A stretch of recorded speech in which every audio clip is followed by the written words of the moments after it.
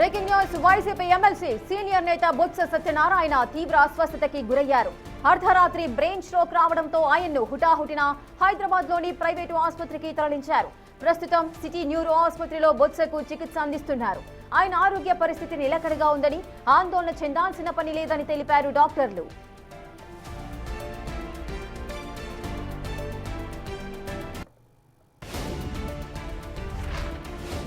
ఇసుక YCP MLC senior నేత బొత్స సత్యనారాయణ తీవ్ర అస్వస్థతకి గురయ్యారు. ఆయన హాస్పిటల్లో చికిత్స పొందుతున్నట్టుగా సమాచారం అందుతోంది.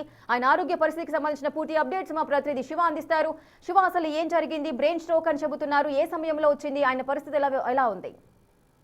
చూసుకుంటే వైఎస్ఆర్సీపీ నేత మాజీ మంత్రి శాసన మండలి లీడర్ ఆఫ్ అపోజిషన్ బొత్స సత్యనారాయణకి నిన్న రాత్రి సమయంలో ఒక్కసారిగా బ్రెయిన్ స్ట్రోక్ వచ్చినట్లు తెలుస్తా ఉంది. వెంటనే ఆయనతో ఉన్న సన్నిహితులు, కుటుంబ సభ్యులు హుటాహుటిన ఆయన్ని హైదరాబాద్ తరలించారు. రాత్రి 10:30-11 గంటల సమయంలో హైదరాబాద్ సిటీ న్యూరో హాస్పిటల్లో కూడా ఆయన అడ్మిట్ చేసినట్టు తెలుస్తోంది. అప్పటి నుంచి కూడా ఆయన పూర్తి స్థాయిలో వైద్యుల బృందం పర్యవేక్షణతో నిన్న రాత్రి నుంచి కూడా ఈ రోజు మధ్యాహ్నం వరకు కూడా పూర్తి స్థాయిలో ఆయన్ని ఆ వైద్యులు అబ్జర్వేషన్ లో పెట్టినట్టు తెలుస్తోంది. ప్రస్తుతానికైతే బొత్స సత్యనారాయణ ఆరోగ్యం పరిస్థితి కొంత నిలకడగా ఉందని చెప్పి కూడా వైద్యులు తెలిపినట్లు కూడా వైఎస్ఆర్సీపీ నేతలు చెప్తా ఉన్నారు. కొద్దిసేపట్లోనే వైఎస్ఆర్సీపీకి సంబంధించిన పలువురు ఎమ్మెల్సీలు, వైఎస్ఆర్సీపీ నేతలు హైదరాబాద్ కి బయలుదేరి వెళ్ళినట్లు కూడా తెలుస్తా ఉంది. ఎందుకంటే ప్రస్తుతం శాసనసభ వాయిదా పడ్డ నేపథ్యంలో కూడా సీనియర్ నేత leader of opposition Botcha Satyanarayana పరామర్శించేందుకు కూడా నేతలంతా హైదరాబాద్ వెళ్తున్నారు. అయితే ప్రస్తుతానికి వైఎస్ఆర్సీపీ నేతలు చెప్తున్న సమాచారం ప్రకారం బొత్స సత్యనారాయణకి ఎటువంటి ఇబ్బంది లేదు. కానీ ఒక్కసారిగా కొంత ఒత్తిడికి లోనవటం మూలంగానే ఆయన అస్వస్థతకి గురైనట్టు తెలుస్తా ఉంది. అలాగే గతంలో కూడా ఆయన విజయనగరం ప్రాంతంలో ఉన్నప్పుడు కూడా ఒక్కసారిగా కుప్పకూలిపోయిన పరిస్థితి కనిపిస్తా ఉంది. కొంత అనారోగ్య సమస్యలతో కూడా ఆయన ఇబ్బందులు పడుతున్నట్లు తెలుస్తా ఉంది. సో ఈ నేపథ్యంలోనే ఆయనకు ఒక్కసారిగా బ్రెయిన్ స్ట్రోక్ వచ్చినట్లు గుర్తించింది. వెంటనే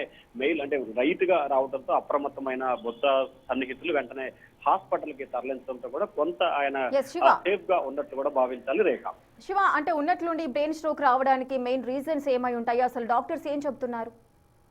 ప్రధానంగా చూసుకుంటే గత వారం 10 రోజులుగా కూడా శాసన మండలి సమావేశాలు కావచ్చు, అలాగే ఆయనకు సంబంధించిన ఏజ్ ఇన్ఫాక్ట్, అలాగే ఆయనకున్న కొంత హెల్త్ ఇష్యూస్ కు సంబంధించి కూడా ఒక్కసారిగా ఆయనకి బ్రెయిన్ స్ట్రోక్ వచ్చినట్లు తెలుస్తా ఉంది.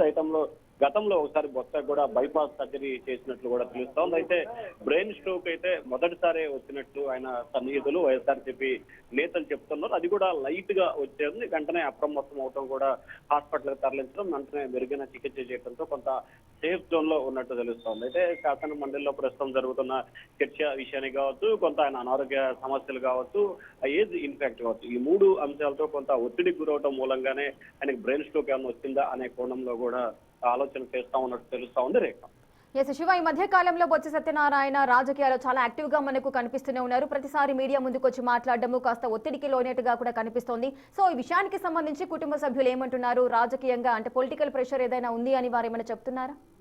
అంటే వారి కుటుంబ సభ్యులు, సన్నిహితులు అయితే మాత్రం సాధారణంగా రెగ్యులర్ గానే ఉంది. ఎక్కడా కూడా ఆయన ఒత్తిడికి లోనైన పరిస్థితి ఏమి లేదని చెప్పి కూడా ఆయన సన్నిహితులు చెప్తున్నట్లు తెలుస్తా ఉంది. అయితే గత 10 రోజులుగా అంటే శాసనసభ సమావేశాలు ప్రారంభమైన దగ్గర నుంచి కూడా శాసన మండలిలో లీడర్ ఆఫ్ అపోజిషన్ హోదాలో చాలా కీలకమైన పాత్ర పోషిస్తున్నారు. ప్రతిరోజు కూడా ప్రతి అంశంపై కూడా క్షుణ్ణంగా రాత్రి 12-1 గంట వరకు కూడా ఆయన వాటిపై ఆ శాఖకు సంబంధించి అంటే ఏదైతే తెల్లవారితే బడ్జెట్ సమావేశాల్లో చర్చించాల్సిన అంశాలకు సంబంధించి కూడా కొంతమంది నిపుణులని పక్కన పెట్టుకుని కూడా ప్రతిరోజు సుదీర్ఘంగా కూడా చర్చిస్తున్నట్లు తెలుస్తా ఉంది. ఆ తర్వాత ఉదయం ప్రతిరోజు శాసన మండలి ప్రారంభమైన దగ్గర నుంచి కొంత ఆందోళన చేయటం, అలాగే కొంత వాదోపవాదాలు జరగటం, ఒకరిపై ఒకరు విమర్శలు ప్రతి విమర్శలు చేసుకుంటున్న పరిస్థితి కనుక పూర్తి స్థాయిలో శాసన మండలి సమావేశాల దృష్టిలో కొంత ఒత్తిడికి లోనైన పరిస్థితి కూడా కనిపిస్తా ఉంది. రేఖ, శివ, అయితే ఇప్పుడు బ్రెయిన్ స్ట్రోక్ కి సంబంధించి ట్రీట్మెంట్ అయితే జరుగుతుంది. అటు సిటీ న్యూరో హాస్పిటల్లో ఆయనకు ట్రీట్మెంట్ జరుగుతోంది. ఎవరైనా నేతల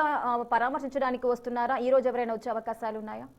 ఇప్పటికే బొత్స సత్యనారాయణ కుటుంబ సభ్యులంతా కూడా అక్కడే ఉన్నట్లు తెలుస్తా ఉంది. హైదరాబాద్ లో నిన్న సాయంకాలం ఆయన్ని హైదరాబాద్ సిటీ న్యూరో సెంటర్ లో హాస్పిటల్లో అడ్మిట్ చేసిన దగ్గర నుంచి ఆయన సన్నిహితులు దగ్గర ఉన్నారు. ఇక మరొక వైపు బొత్స సత్యనారాయణకు సంబంధించి పరామర్శించేందుకు కొద్దిసేపు క్రితమే శాసన మండలి వాయిదా పడింది. శాసన మండలి వాయిదా పడిన తరువాత శాసన మండలి సభ్యులు అంటే వైఎస్ఆర్సీపీకి సంబంధించిన పలువురు ఎమ్మెల్సీలు కూడా హైదరాబాద్ బయలుదేరి వెళ్ళినట్లు తెలుస్తా ఉంది. ఇప్పటికే మాజీ సీఎం జగన్మోహన్ రెడ్డి కూడా బొత్స కుటుంబ సభ్యులతో మాట్లాడినట్టు కూడా తెలుస్తా ఉంది. Rekha, right, thank you Shiva, thanks for the details. YCP MLC senior నేత బొత్స సత్యనారాయణ తీవ్ర అస్వస్థతకైతే గురయ్యారు. అర్ధరాత్రి బ్రెయిన్ స్ట్రోక్ రావడంతో ఆయన హుటాహుటిన హైదరాబాద్ లోని ప్రైవేట్ ఆసుపత్రికి తరలించడం జరిగింది. ప్రస్తుతం సిటీ న్యూరో ఆసుపత్రిలో బొత్సకు చికిత్స అందిస్తున్నారు. ఆయన ఆరోగ్య పరిస్థితి నిలకడగా ఉంది అంటూ కూడా హాస్పిటల్ వర్గాలు అయితే చెబుతున్న పరిస్థితులు నెలకొన్నాయి.